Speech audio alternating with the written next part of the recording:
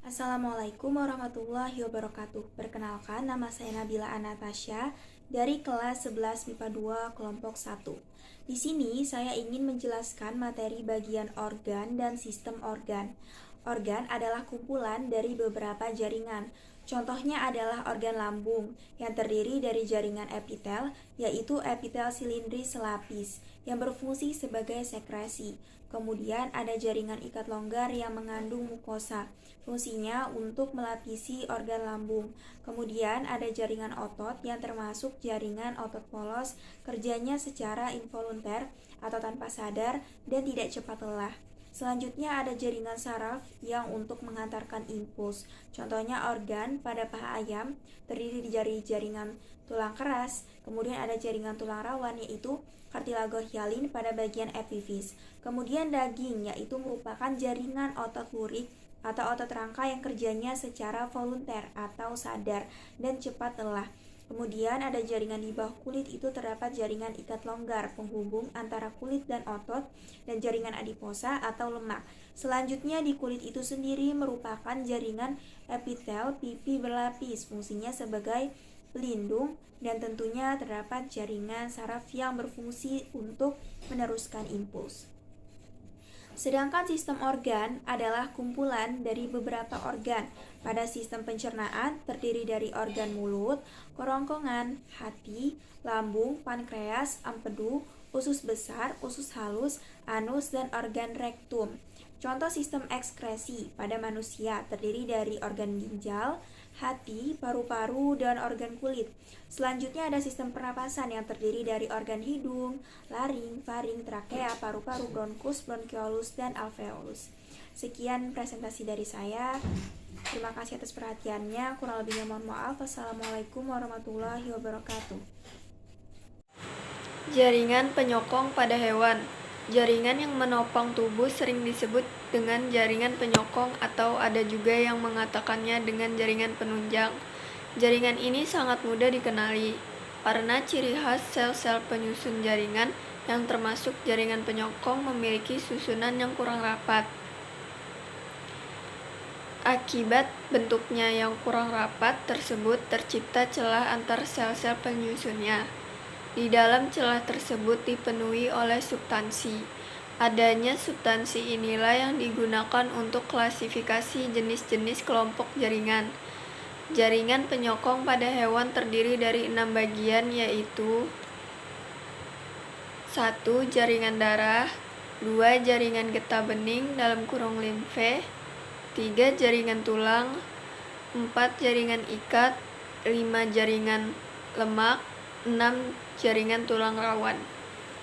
Assalamualaikum warahmatullahi wabarakatuh. Nama saya Widya Maya Mafiska dari kelompok 1. Saya akan mempresentasikan jaringan saraf dan jaringan otot. Jaringan saraf fungsinya mengkoordinir tubuh, mengantar impuls yang berasal dan berangsang, memberi jawaban respon yang tepat pada organ-organ efektor. Struktur neuron, dendrit yang berupa serabut saraf pendek penerima impuls, akson atau neurit, serabut saraf yang panjang, badan sel yang menerima rangsang dan dendrit, sel swan yang diselubungi oleh selaput myelin. Nodus Ranvier mempercepat reaksi. Jalannya impuls dimulai dari rangsang, dendrit, badan sel, akson atau neurit, lalu efektor gerak. Jaringan otot, jaringan hewan, otot polos, otot lurik, otot jantung. Otot polos bentuk sel gelendong memiliki satu inti di tengah. Otot involunter tak sadar, aktivitas lambat, kontraksi lama, tidak cepat lelah.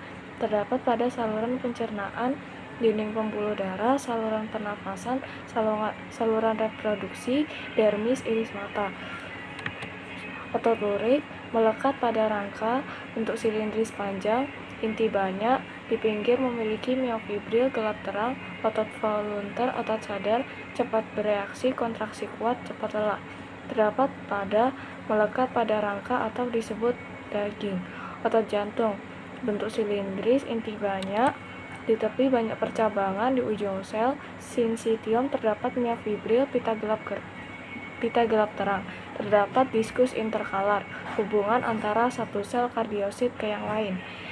Otot involunter tak sadar Kontraksi kuat secara ritmis terdapat pada jantung. Sekian dari saya. Wassalamualaikum warahmatullahi wabarakatuh. Assalamualaikum warahmatullahi wabarakatuh. Perkenalkan, nama saya Dewi Aminata Saida. Saya dari kelompok 1. Di sini saya akan menjelaskan jaringan epitel. Jaringan epitel merupakan salah satu dari 4 jaringan dasar. Jaringan epitel melapisi bagian luar tubuh seperti kulit, membatasi rongga tubuh maupun yang membatasi organ. Jaringan epitel dengan jaringan ikat yang berada di bawahnya dihubungkan oleh membran dasar. Jaringan epitel pada tubuh biasanya terletak pada kulit, saluran pernapasan, saluran pencernaan, saluran kemih, serta saluran reproduksi.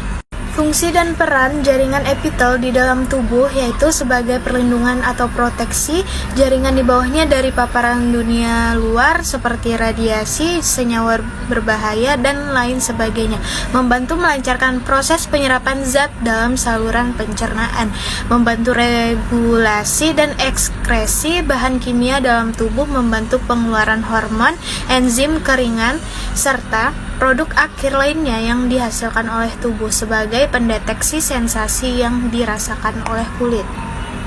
Jenis epitel yang tersebar di dalam tubuh: 1. Epitel gepeng selapis atau simple squamous epithelium berfungsi untuk menyaring zat-zat yang hendak masuk ke dalam organ sekaligus menghasilkan pelumas untuk melancarkan kerja organ. 2. Epitel kubus lapis atau simple cuboidal epithelium untuk mempermudah organ tubuh dalam menjalankan proses sekresi dan berbagai kelenjar di dalam tubuh.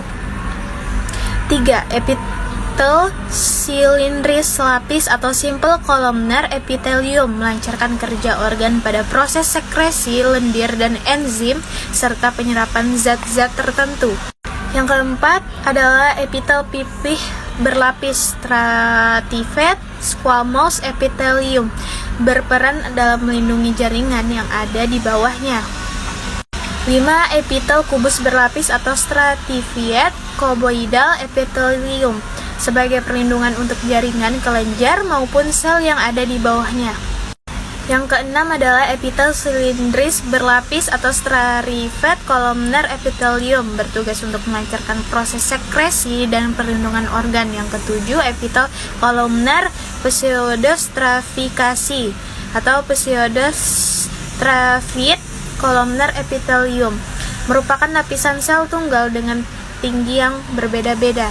8. Epitel transisional atau transitional epithelium bertujuan untuk memungkinkan peregangan atau pembesaran pada organ saat menampung urin. Sekian dari penjelasan saya dan teman-teman saya. Wassalamualaikum warahmatullahi wabarakatuh.